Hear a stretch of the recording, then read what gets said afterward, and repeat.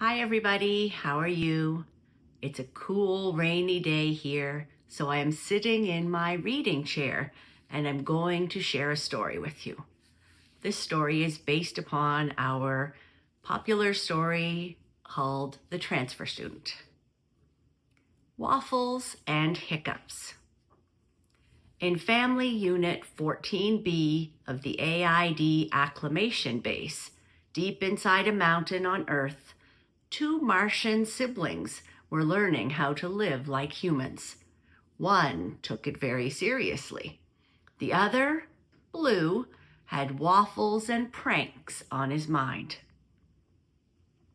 Blue got out of bed before Red, as usual. The stinker loved sleep far too much for someone who claimed to be the responsible one.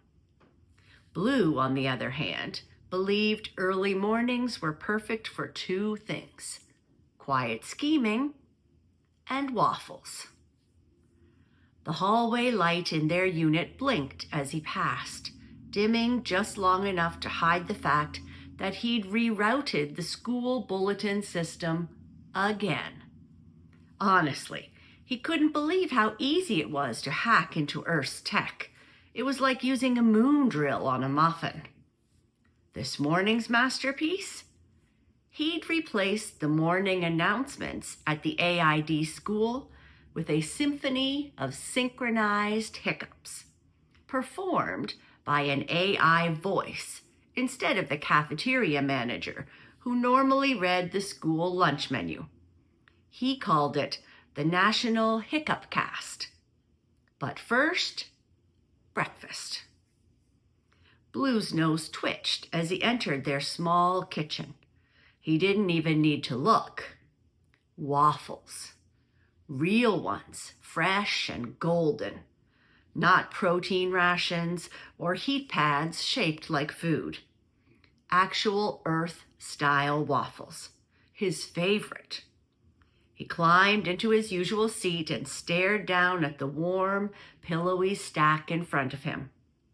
Steam curled off the top like it was trying to escape before he could eat it.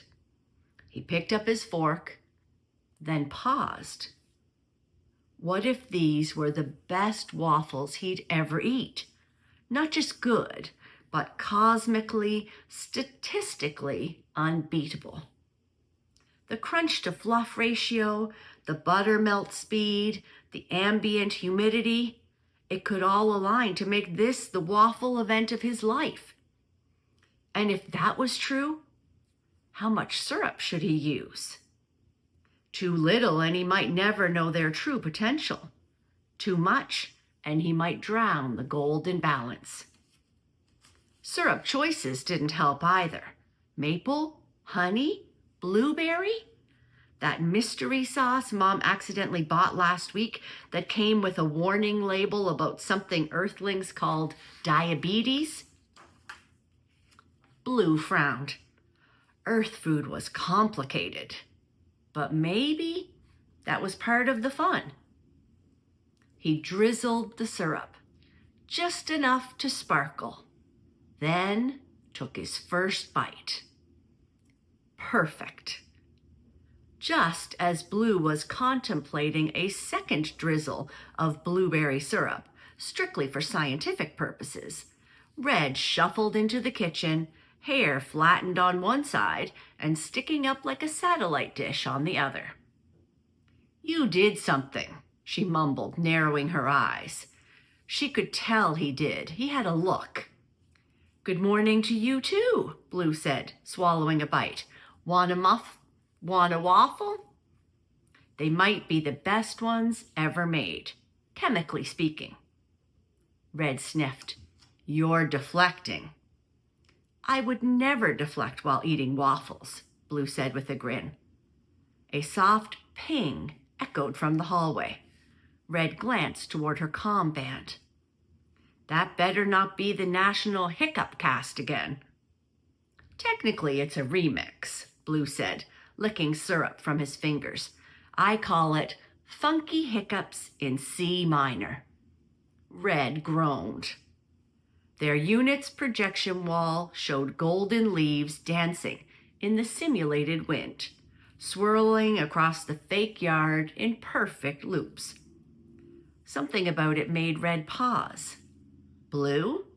Did you change the weather settings again?